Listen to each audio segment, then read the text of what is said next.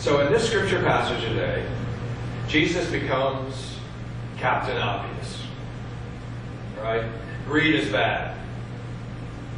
Possessions are bad. Well, he doesn't say possessions are bad. He says abundance of possessions are bad. To which we say, okay, we know that. We get it. And yet Jesus says to us, the problem is that it sneaks up on us. We accumulate a little at a time and a little more and a little more, and before we know it, we got lots of stuff. Right? Remember the first apartment you had or the first house you had? You probably didn't have enough stuff to entertain it. You know, maybe even a folding chair or two sitting around, best you could do. And then you began to get stuff, and you never stopped getting stuff. So the question here really is not, is it true? We get it, it is true. But the question is, has it snuck up on us? Has it overcome us? Okay. Simple question. How many of you can actually put your car or one of your cars in your garage? Anybody? Okay, some of you can. I don't know. What's wrong with you? Y'all got storage units, right? We accumulate. We fill up the empty space. Jesus says the problem is the abundance of stuff weighs us down. Weighs us down. In our homes, well, as George Carlin would say, our homes are just a place to store our stuff. And we got to get a bigger house because we don't have enough room to store all our stuff in the size house we have. That's how it is. Even in the church. Even in the church. About a year ago or so, we got an alarm system because we don't want anybody stealing our stuff. Okay, that's not particularly fair. We don't have a lot of stuff that we would miss or we couldn't replace easily. But, you know, part of the problem is you feel violated when someone breaks in, and then Temple has to do all this paperwork with insurance and all of that stuff.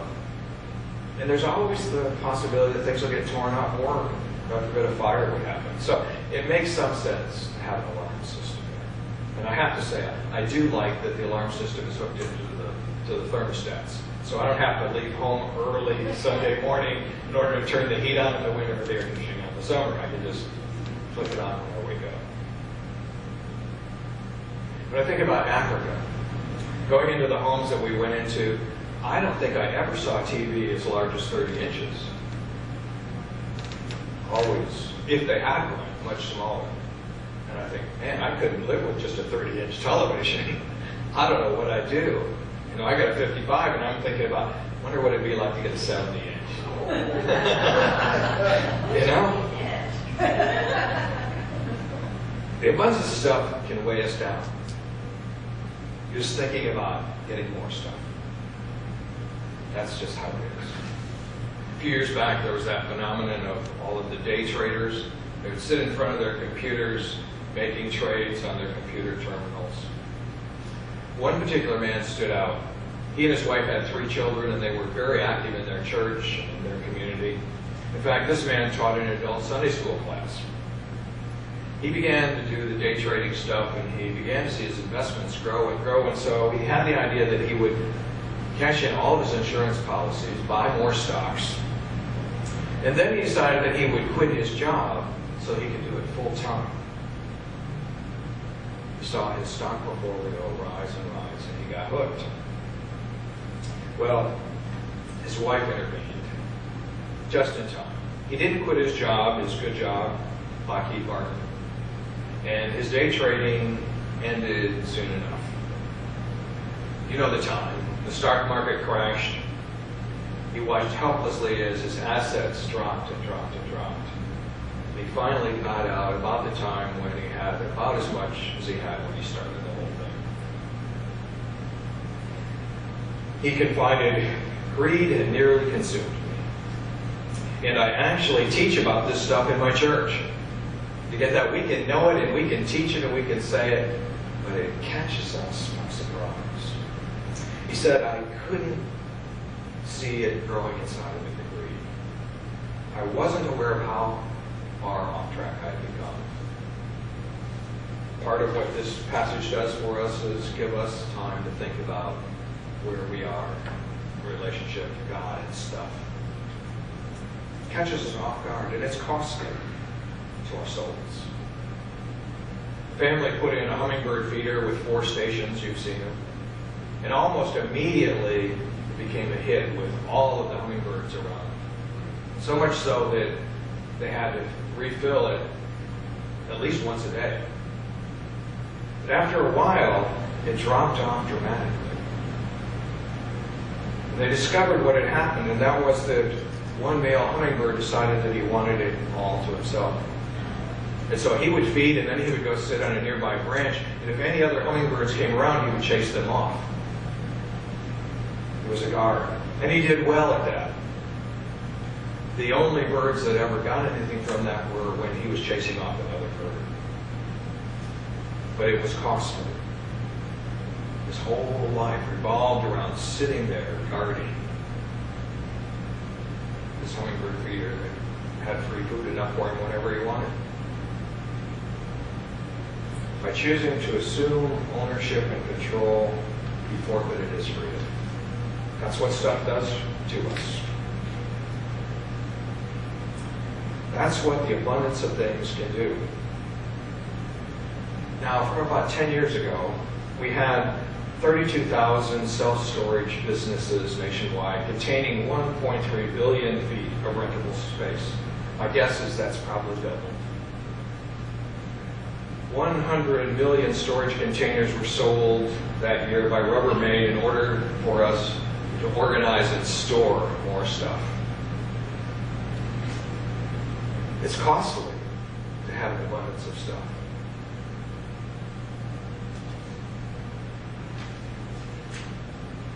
Ralph Milton tells about a company that he started and owned.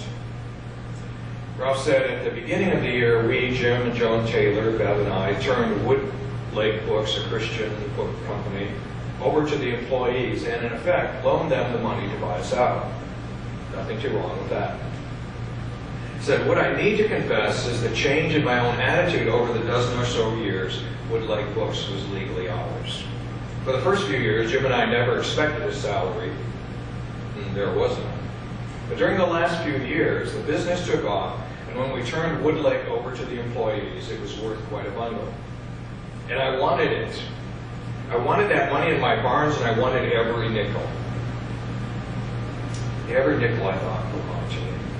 And that's how it worked out. But I was surprised, he said, by my own greed. He started a Christian book company as a ministry. As he began to accumulate, the greed crept in. He said, when there was nothing to put into those barns, I was delighted to be doing ministry. Then those barns began to bulge. I began to lick my lips. The ministry didn't evaporate because of my greed, but I couldn't see it any longer. When you store up treasures for yourself, the riches God has given get buried. My sense of ministry was obscured by the dollar signs. He said, but when we need them, God sends us prophets. God sent a few our way who spoke the obvious, so that after some tears, a number of intense discussions, arguments, and not a few sleepless nights, the whole thing got sorted out. I won't get all the money I thought was mine, but I'll get enough. And I did get back my sense of ministry. Mostly I'm grateful for that. Abundance not only weighs us down, Jesus says it kills our soul. In the passage we read, it said, this very night your life is required of you. In the Greek, it's more specific. It says, this night they, the possessions, require your life, your soul. Jesus wasn't just talking about bad timing. He's talking about what possessions do us, the cost. Randy Alcorn says, it's basically a matter of physics. The greater the mass, the greater the hold the mass exerts. The more things we own, the greater their total mass, the more they grip us, setting us in orbit around them. Finally, like a black hole, they suck us in. And there's another part about having stuff, an abundance of stuff, and that is, there's never enough. Whatever you have is not enough. Why is the Sunday paper the best-selling paper? Because it's got ads that tell us what stuff's on sale. It's never enough. Now, to reach the top of the Forbes money list of richest people in the U.S., you have to have billions. Billions. The thing is, Ted Turner says, if you're on that list, you want to move up. Your billions aren't enough if somebody else has more billions than you. And so you begin to try and figure out ways that you'll get more so that you can move past at least the person who's ahead of you. And if you're ahead of someone else, you got to keep going so you keep having more than they have. There's never enough. Bill Ritter, who was a United Methodist pastor, is now retired. His last church was in Birmingham Hills, Michigan. It's a suburb outside of Detroit, and it's one of the wealthiest suburbs in Michigan, maybe in the country. Now, this is from a few years back, but he said, on Wednesday, there was a $450,000 house a block from me. By Thursday, the lot was clean. In a few weeks, we'll have one of those Bigfoot houses for which our neighborhood is becoming famous. It will be stunning. It will be huge. It will cost $700,000 if it costs a dime. You could probably triple those numbers now. It happens all the time.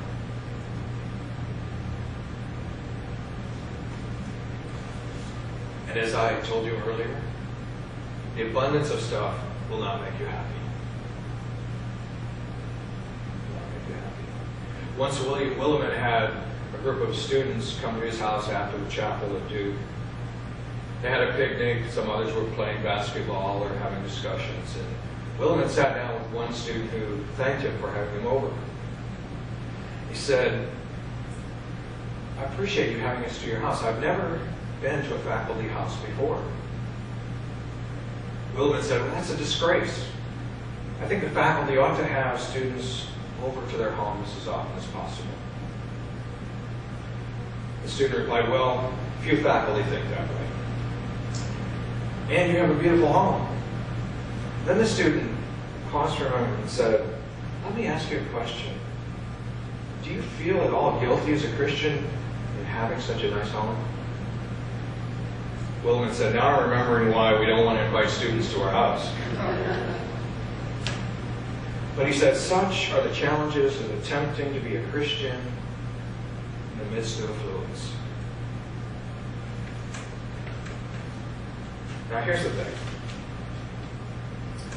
When we seek an abundance of possessions, they become our gods, and they block out God. We begin to trust wealth, or at least look to wealth to trust, and we cease to trust God. That's what it does. Money is powerful. There's an advertisement for a finance company that said, now you can borrow enough money to get completely out of debt. I want one of those loans, don't you? In fact, I want to buy some stuff before I take out one of those loans to cover that too. But really, it's easy to get rich if you really want to. You can do it. John D. Rockefeller said, here are 3 steps to make you rich. All you have to do is follow them. 1, go to work early. 2, stay at work late. Number 3, discover oil. It's all you got to do. It's right there for you. We get so wrapped up in it. One pastor was sharing how a woman came up to him after church one Sunday and told about something that happened earlier in her life. She said she went up to her old prickly pastor. She said, I need to see you, to seek your counsel. About what? He said. She said, my boss has offered me quite a promotion. It's flattering, but it would require a move, and I'm away from the kids so much already. I need some help thinking it through. The pastor said, you don't need to talk to me. Jesus doesn't care about any of that stuff. She said, I fumed and walked out so mad. Later that day, I thought, I guess what he meant to say was that Jesus has little interest in my upward mobility. Those sorts of things don't interest Jesus. Jesus warns us, don't let money and things get hold of you. They drag you down. They drag you down.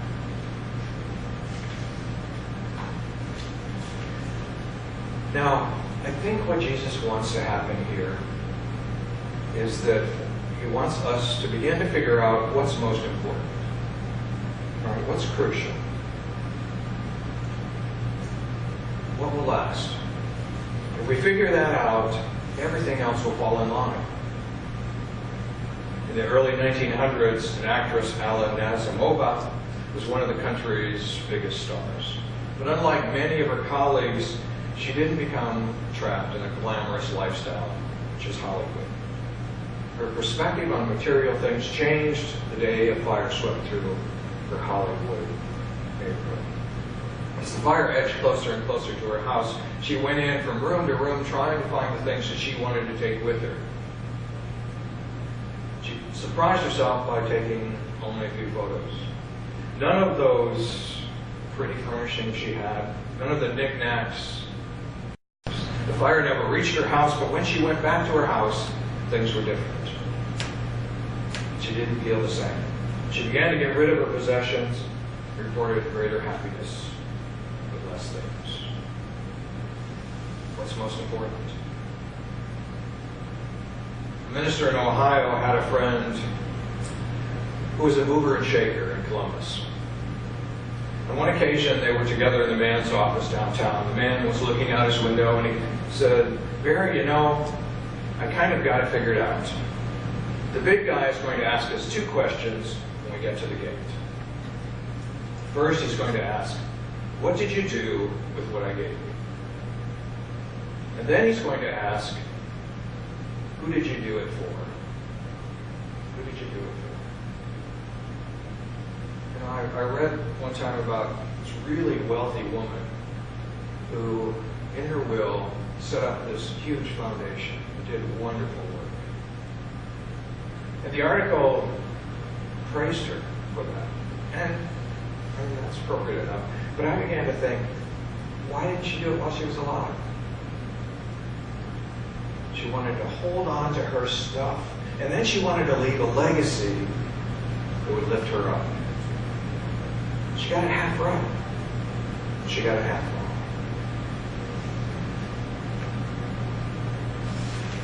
So with all that God has blessed you with, and all the things you've accumulated, what are you doing with those things? And who are you doing this for? The answers to those things don't come from me. They'll come from you as you think, as you notice the things around you. As I was preparing for this week, it's hard not to look around the house and say, what do I value here? What would I miss? What is it here that if it were gone, I wouldn't even notice? You know, I've got a wonderful painting that no, it's not a painting, but it's a big old, I don't know what it's called, but it's in the shape of a cross, and anyway, I love that. And the Martinez Church got it for me as I was ordained. And I think it's in my office. I'm pretty sure it's in my office. It was at home for a while, and I really liked it, and I liked seeing it, and then after a while, it just kind of disappeared. I walked by it, and I wouldn't even see it. And now, I know in my head it's got to be in my office because it's not in the house. Well, I couldn't tell you where it is. Well, now I think it's probably there. That's how stuff is. What's most important? How do you use it? Who do you use it for? May God's Spirit bless you as you wrestle with the issues of life and faith and stuff. It's not easy. But I didn't start it, Jesus did. So now, I'm going to call you to give some stuff. So the ushers would come forward and collect our stuff.